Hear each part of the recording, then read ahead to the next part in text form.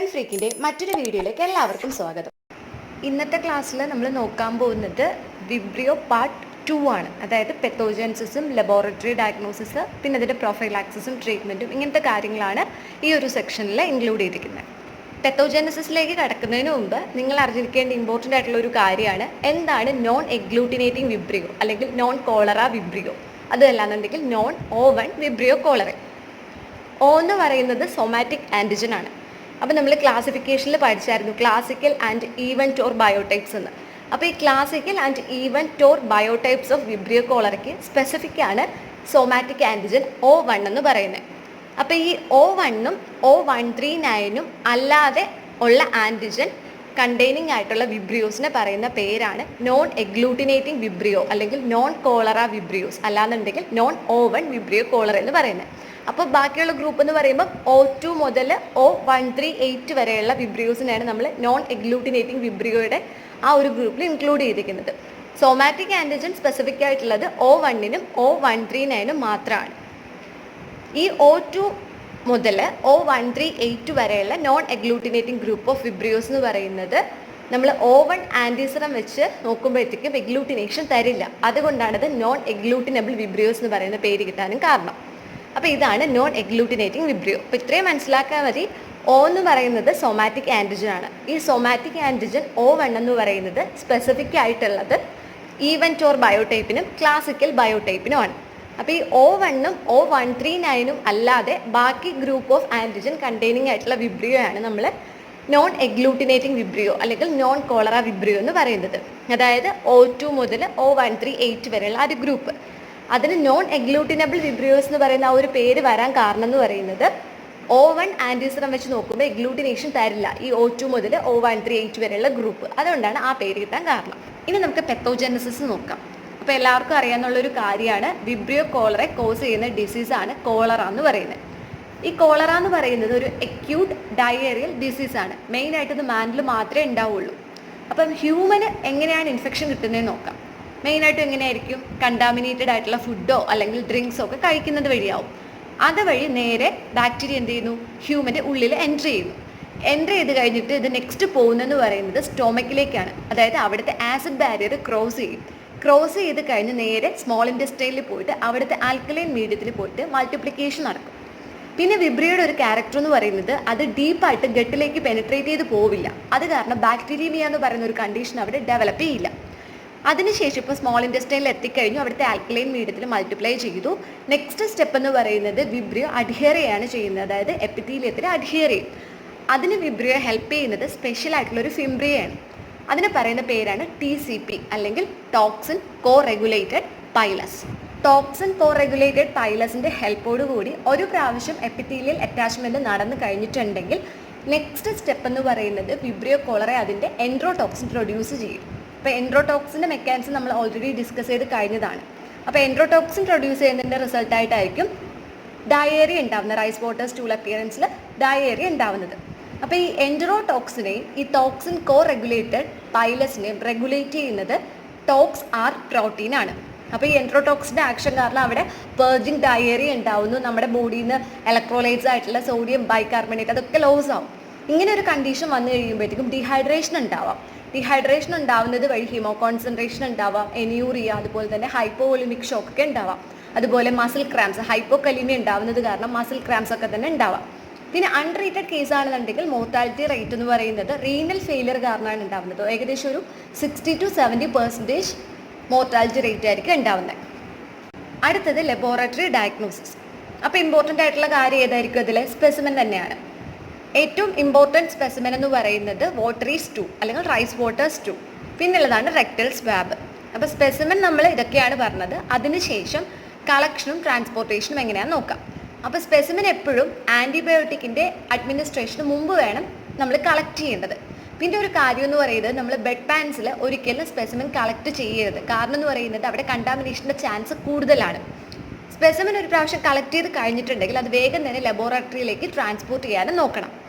Unavoidable ആയിട്ടുള്ള delay ഉണ്ടാവുകയാണെന്നുണ്ടെങ്കിൽ നമുക്ക് samples preserve ചെയ്യാൻ പറ്റും. അതായത് ഹോൾഡിംഗ് മീഡിയാസ് ആയിട്ടുള്ള BR മീഡിയത്തിലോ വെങ്കിട്ടരാമൻ രാമകൃഷ്ണൻ മീഡിയത്തിലോ അതുമല്ലാന്നുണ്ടെങ്കിൽ കാരി ബ്ലെയർ മീഡിയത്തിലോ പ്രിസർവ് ചെയ്യാവുന്നതാണ്. ഇപ്പോൾ സ്പെസിമെൻ എന്ന് പറയുന്നത് ലബോറട്ടറിയിൽ നമുക്ക് ഫ്യൂ അവേഴ്സ് കൊണ്ട് എത്തുന്നുണ്ടെങ്കിൽ നമുക്ക് എൻറിച്ച്മെന്റ് മീഡിയാസ് യൂസ് ചെയ്യാം. ആൽക്കലൈൻ പെപ്റ്റോൺ വാട്ടർ അല്ലെങ്കിൽ മോൺഷ്യസ് മീഡിയം, അത് ട്രാൻസ്പോർട്ട് മീഡിയ ആയിട്ട് യൂസ് ചെയ്യാവുന്നതാണ്. ഇപ്പോൾ ട്രാൻസ്പോർട്ട് മീഡിയ അവൈലബിൾ അല്ലാത്ത ഒരു സിറ്റുവേഷൻ ആണെങ്കിൽ നമ്മൾ ഓൾറെഡി ഒരു സജഷൻ പറഞ്ഞതാണ്, ബ്ലോട്ടിംഗ് പേപ്പറിൻ്റെ സ്ട്രിപ്സ് സ്റ്റൂൾ സാമ്പിളിലോട്ട് വാട്ടറി സ്റ്റൂളിലോട്ട് സോക്ക് ചെയ്താൽ മതിയാവും. അതിനുശേഷം ആഫ്റ്റർ പ്രോപ്പറായിട്ട് പാക്ക് ചെയ്യുക, പ്ലാസ്റ്റിക് എൻവലപ്സിൽ പാക്ക് ചെയ്ത ശേഷം ലബോറട്ടറിയിൽ എത്തിക്കാൻ നോക്കുക. ഇപ്പോൾ പോസിബിൾ ആയിട്ടുള്ളതാണെന്നുണ്ടെങ്കിൽ നമ്മൾ ബെഡ് സൈഡിൽ വെച്ചിട്ട് തന്നെ പ്ലേറ്റിലോട്ട് ഡയറക്റ്റ്ലി ഇനോക്കുലേറ്റ് ചെയ്ത ശേഷം ആ ഇനോക്കുലേറ്റ് ചെയ്ത പ്ലേറ്റ്സ് പ്രോപ്പറായിട്ട് പാക്ക് ചെയ്തിട്ട് ലബോറട്ടറിയിലേക്ക് സെൻഡ് ചെയ്യാവുന്നതുമാണ്. സ്പെസിമെൻ ലബോറട്ടറിയിൽ എത്തിക്കഴിഞ്ഞു. നെക്സ്റ്റ് സ്റ്റെപ്പ് എന്ന് പറയുന്നത് ഡയറക്റ്റ് മൈക്രോസ്കോപ്പിയാണ്. പക്ഷേ ഈ ഒരു കേസിൽ ഡയറക്റ്റ് മൈക്രോസ്കോപ്പി റിലയബിൾ ആയിട്ടുള്ളൊരു മെത്തേഡ് അല്ല. സോ നമുക്ക് ചെയ്യാൻ പറ്റുന്നൊരു മെത്തേഡ് എന്ന് പറയുന്നത് റാപ്പിഡ് ഡയഗ്നോസിസ് ആണ്. അപ്പോൾ വിബ്രിയോയുടെ ക്യാരക്ടറിസ്റ്റിക് ആയിട്ടുള്ള ഡാർട്ടിംഗ് മോട്ടിലിറ്റി ഉണ്ടല്ലോ, അതിന് നമ്മൾ ഇൻഹിബിറ്റ് ചെയ്യാം. സ്പെസിഫിക് ആയിട്ടുള്ള ആൻറ്റിസിറം സാമ്പിളിലേക്ക് ആഡ് ചെയ്ത് കൊടുത്തിട്ട് അതിനെ ഇൻഹിബിറ്റ് ചെയ്യാം. അതിനുശേഷം നമ്മൾ ഡാർക്ക് ഫീൽഡിലോ അല്ലെങ്കിൽ ഫേസ് കോൺട്രാസ്റ്റ് മൈക്രോസ്കോപ്പിയിലോ നോക്കുകയാണെന്നുണ്ടെങ്കിൽ നമുക്ക് മനസ്സിലാവും. അതായത് ഡാർട്ടിംഗ് മോട്ടിലിറ്റി വിബ്രിയോ ആണല്ലോ കാണിക്കുന്നത്, അപ്പോൾ അതിനെ നമ്മൾ ഇൻഹിബിറ്റ് ചെയ്യാനായിട്ട് ആൻറ്റിസിറം ആഡ് ചെയ്ത് കൊടുക്കുക. അപ്പോൾ ആ സ്റ്റൂൾ സാമ്പിളിലുള്ളത് വിബ്രിയോ ആണെന്നുണ്ടെങ്കിൽ അതിൻ്റെ മോട്ടിലിറ്റി എന്ത് ചെയ്തിട്ടുണ്ടാവും, ഇൻഹിബിറ്റ് ചെയ്തിട്ടുണ്ടാവും. ഡയറക്റ്റ് മൈക്രോസ്കോപ്പി കഴിഞ്ഞു. നെക്സ്റ്റ് മെത്തേഡ് എന്ന് പറയുന്നത് കൾച്ചറാണ്. അപ്പോൾ നമുക്ക് സ്പെസിമെൻ ഏതൊക്കെ മീഡിയയിലായിരിക്കണം കൾച്ചർ ചെയ്യേണ്ടത് ഓൾറെഡി നിങ്ങൾ പഠിച്ചു കഴിഞ്ഞതാണ്. ഏതൊക്കെയാണ് ഓർഡിനറി മീഡിയ, അതുപോലെ തന്നെ holding media, transport media, enrichment media എന്നൊക്കെ. അപ്പോൾ ഫസ്റ്റ് നമുക്ക് ഇനോക്കുലേറ്റ് ചെയ്യേണ്ടത് സെലക്റ്റീവ് മീഡിയാസിലാണ്. BSAയിലോട്ടോ TCBSAയിലോട്ടോ അല്ലെങ്കിൽ മോൺഷ്യസ് മീഡിയയിലോട്ടോ, ഇത് ഏതെങ്കിലും ഒരു സെലക്റ്റീവ് മീഡിയയിൽ ഇനോക്കുലേറ്റ് ചെയ്യാം. നെക്സ്റ്റ് എന്ന് പറയുന്നത് നോൺ സെലക്റ്റീവ് മീഡിയ, BAയിലോട്ടോ MAയിലോട്ടോ ഇനോക്കുലേറ്റ് ചെയ്യാം. ഇങ്ങനെ ഇനോക്കുലേറ്റ് ചെയ്ത് കഴിഞ്ഞിട്ട് ഈ പ്ലേറ്റ്സ് എന്ത് ചെയ്യുക, നമ്മൾ യൂഷ്വലി ഇൻക്യുബേറ്റ് ചെയ്യുന്ന പോലെ 37 ഡിഗ്രി സെൽഷ്യസിൽ ഓവർനൈറ്റ് ഇൻക്യുബേറ്റ് ചെയ്യാം. അപ്പോൾ അത്രയും അവിടെ കഴിഞ്ഞു.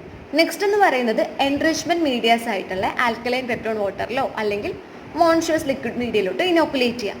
ഈ മീഡിയാസും ഇനോക്കുലേറ്റ് ചെയ്ത് കഴിഞ്ഞിട്ട് 37 ഡിഗ്രി സെൽഷ്യസിൽ 6 to 8 hours ആണ് ഇൻക്യുബേറ്റ് ചെയ്യേണ്ടത്. അതായത് നമ്മൾ സെലക്റ്റീവ് മീഡിയസിലോട്ട് സബ് കൾച്ചർ ചെയ്യുന്നതിന് മുമ്പ് വേണം എൻറിച്ച്മെൻറ്റ് മീഡിയയിലേക്ക് ഇനോക്കുലേറ്റ് ചെയ്ത് ഇൻക്യുബേറ്റ് ചെയ്യേണ്ടത്. അടുത്തത് കോളനി മോർഫോളജി ആൻഡ് സ്റ്റെയിനിങ്. അപ്പോൾ നമ്മൾ സ്പെസിമെൻ കിട്ടി അത് സെലക്റ്റീവ് മീഡിയാസിലോട്ടും എൻറിച്ച്മെൻറ്റ് മീഡിയാസിലോട്ടൊക്കെ ഇനോക്കുലേറ്റ് ചെയ്ത് കഴിഞ്ഞു, ഓവർനൈറ്റ് ഇൻക്യുബേഷൻ വെച്ചു. പിറ്റേന്ന് നമ്മൾ നോക്കുമ്പോൾ നമുക്ക് ടിപ്പിക്കലായിട്ടുള്ള വിബ്രിയോയുടെ കോളനി കിട്ടും. അപ്പോൾ MAയിലാണെന്നുണ്ടെങ്കിൽ പെയിലായിട്ടായിരിക്കും കോളനി കിട്ടുന്നത്. അതിൻ്റെ കാരണം എന്ന് പറയുന്നത് ലാക്ടോസിൻ്റെ ഫെർമെൻറ്റേഷൻ അവിടെ നടക്കുന്നില്ല. നടന്നാലും സ്ലോ ആയിട്ടും പിന്നെന്താ ലേറ്റ് ആയിട്ടൊക്കെ നടക്കാറുള്ളൂ. പിന്നെ ഉള്ളത് മോൺഷ്യസ് മീഡിയയിൽ.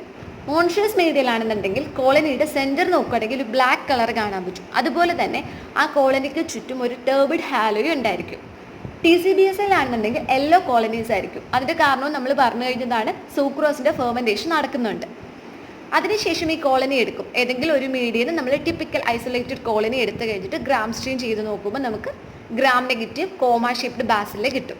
നെക്സ്റ്റ് ഹാങ്ങിങ് ഡ്രോപ്പ് ചെയ്യുമ്പോൾ മോട്ടൈൽ, അതായത് ഡാർട്ടിംഗ് മോട്ടിലിറ്റി കാണിക്കുന്ന ബാക്ടീരിയ കാണാൻ പറ്റും. പിന്നെ വീണ്ടും നമുക്കതിനെ ഫെർദർ കൺഫേം ചെയ്യാനായിട്ട് പ്രോപ്പറായിട്ടുള്ള ബയോകെമിക്കൽ ടെസ്റ്റും എഗ്ലൂട്ടിനേഷൻ ടെസ്റ്റും ഒക്കെ ചെയ്യാവുന്നതാണ്. അടുത്തത് ഇമ്പോർട്ടൻ്റ് ആയിട്ടുള്ള ഒരു ടെസ്റ്റാണ് സ്ട്രിങ് ടെസ്റ്റ്. അപ്പോൾ നമുക്ക് അതിൻ്റെ പ്രിൻസിപ്പിൾ നോക്കാം. ആദ്യം നമുക്ക് വേണ്ട ഒരു കാര്യം എന്ന് പറയുന്നത് വിബ്രിയോയുടെ വെൽ ഐസൊലേറ്റഡ് ആയിട്ടുള്ളൊരു കോളനിയാണ്. അങ്ങനെ ആ വെൽ ഐസൊലേറ്റഡ് കോളനി നമ്മൾ സെലക്ട് ചെയ്ത് കഴിഞ്ഞിട്ടുണ്ടെങ്കിൽ നെക്സ്റ്റ് സ്റ്റെപ്പ് എന്ന് പറയുന്നത് ആ കോളനിയുടെ ഇമൾസിഫിക്കേഷനാണ്. അപ്പോൾ ഇമൾസിഫൈ ചെയ്യാനായിട്ട് നമ്മൾ യൂസ് ചെയ്യുന്നത് ഒന്നുകിൽ സോഡിയം ഡിയോക്സിക്കൊളേറ്റ് യൂസ് ചെയ്യാം, അതല്ലാന്നുണ്ടെങ്കിൽ നമ്മുടെ കോമൺ ബൈൽ സോൾട്ട് ആയിട്ടുള്ള സോഡിയം ടോറോക്കൊളേറ്റും യൂസ് ചെയ്യാം. അങ്ങനെ ഇമൾസിഫിക്കേഷൻ നടക്കുമ്പോൾ അവിടെ നടക്കുന്ന മെക്കാനിസം എന്ന് പറയുന്നത് ബാക്ടീരിയയുടെ സെൽ വോൾ ലൈസ് ആവുകയാണ് ചെയ്യുന്നത്. അതിൻ്റെ റിസൾട്ടായിട്ട് DNA റിലീസ് ചെയ്യും. അപ്പോൾ ടേർബിഡ് ആയിട്ടുള്ള ഈ സസ്പെൻഷൻ പതി എന്താവും, വിസ്കസ് ആയിട്ട് മാറും. എന്നിട്ട് നമ്മൾ ഈ പിക്ചറിൽ കാണുന്ന പോലെ ലൂപ്പ് വെച്ചിട്ട് ഇങ്ങനെ മേലേക്ക് ഡ്രോൺ ചെയ്യുമ്പോൾ സ്ലോലി ആ സസ്പെൻഷന് മേലേക്ക് ഡ്രോൺ ചെയ്യുമ്പോഴത്തേക്കും ഒരു മ്യൂക്കോഡ് സ്ട്രിങ് ഫോം ചെയ്യും. ഇതാണ് ഇതിൻ്റെ പ്രിൻസിപ്പിൾ.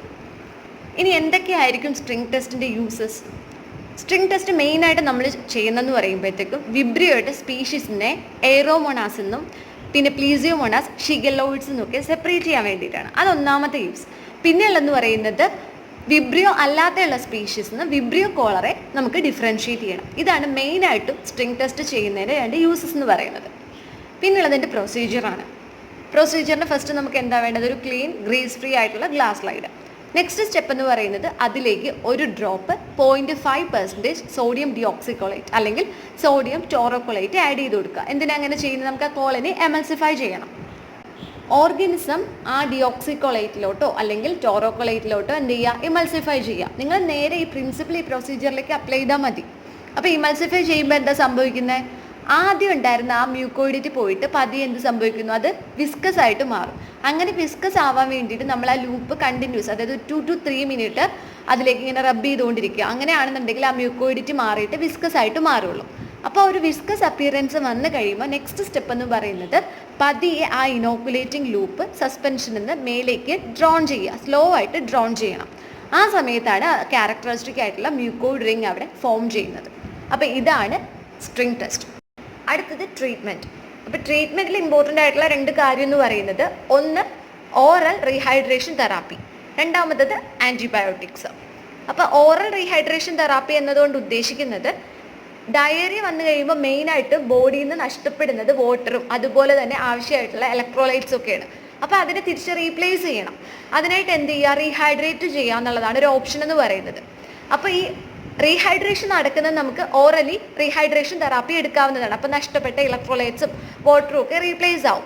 ഒന്നുകിൽ നമുക്ക് ഓറൽ റീഹൈഡ്രേഷൻ തെറാപ്പി മാത്രമായിട്ട് എടുക്കാം, അല്ലാന്നുണ്ടെങ്കിൽ അതിൻ്റെ ഒപ്പം ഇൻട്രാവീനസ് ഫ്ലൂയിഡ്സ് കൂടെ എടുക്കാവുന്നതാണ്. അപ്പോൾ ഇത്രയാണ് ഓറൽ റീഹൈഡ്രേഷൻ തെറാപ്പി എന്നതുകൊണ്ട് ഉദ്ദേശിക്കുന്നത്. അടുത്തത് ആൻറ്റിബയോട്ടിക്സ്. അപ്പോൾ സസെപ്റ്റബിൾ ആയിട്ടുള്ള ആൻറ്റിബയോട്ടിക് എന്ന് പറയുന്നത് ടെട്രാസൈക്ലിൻ ആണ്. അടുത്തത് പ്രൊഫൈലാക്സിസ്. പ്രൊഫൈലാക്സിസിൻ്റെ അണ്ടറിൽ മെയിനായിട്ടും വരുന്നത് ജനറൽ ആയിട്ടുള്ള മെഷേഴ്സും സ്പെസിഫിക് ആയിട്ടുള്ള മെഷേഴ്സും ആണ്. ജനറൽ ആയിട്ടുള്ള മെഷേഴ്സ് ഏതൊക്കെയാണെന്ന് പറയുകയാണെങ്കിൽ, ഒന്ന് വാട്ടർ സപ്ലൈസ് പ്രോപ്പറായിട്ട് പ്യൂരിഫൈ ചെയ്യുക. പിന്നെയുള്ള കാര്യം എന്ന് പറയുന്നത് സീവേജ് ഒക്കെ പ്രോപ്പറായിട്ട് ഡിസ്പോസ് ചെയ്യുക. മൂന്നാമത്തേതെന്ന് പറയുമ്പോഴത്തേക്കും ഇൻഫെക്റ്റഡ് ആയിട്ടുള്ള പേഷ്യൻസിനെ ഐസൊലേറ്റ് ചെയ്യുക, അവരുടെ എക്സ്ക്രീറ്റ പ്രോപ്പറായിട്ട് ഡിസിൻഫെക്റ്റ് ചെയ്യുക. ഇത്രയാണ് ജനറൽ ആയിട്ടുള്ള കാര്യങ്ങൾ. ഇനിയുള്ളത് നമുക്ക് വാക്സിനേഷൻ ആണ്. അതാണ് സ്പെസിഫിക് മെഷേഴ്സിൻ്റെ അണ്ടറിൽ വരുന്നത്. അത് ആക്റ്റീവ് ഇമ്മ്യൂണൈസേഷൻ. ആക്റ്റീവ് ഇമ്മ്യൂണൈസേഷൻ്റെ അണ്ടറിൽ വരുന്ന വാക്സിനാണ് കിൽഡ് പാരൻറ്റുറൽ വാക്സിൻ. അപ്പോൾ ഈ കിൽഡ് പാരൻറ്റുറൽ വാക്സിൻ എന്ന് പറയുമ്പോഴത്തേക്ക് അതിൽ per ml 12,000 million Vibrio cholera ഉണ്ടായിരിക്കും. അതിൽ ഈക്വൽ നമ്പർ ഇനാവ അതുപോലെ തന്നെ ഒഗാവ സിറോവ സ്ട്രെയിൻസ് ഉണ്ടായിരിക്കും. മെയിനായിട്ടത് ആക്റ്റീവ് ഇമ്മ്യൂണൈസേഷനാണ് ഈ കിൽഡ് പാരൻറ്റുറൽ വാക്സിൻ യൂസ് ചെയ്യുന്നത്. 2 ഇഞ്ചെക്ഷൻസ് ആയിട്ടാണ് ഈ വാക്സിൻ പ്രൊവൈഡ് ചെയ്യുന്നത്. അപ്പോൾ റൂട്ട് എന്ന് പറയുന്നത് ഇൻട്രാമസ്കുലർ റൂട്ടാണ്.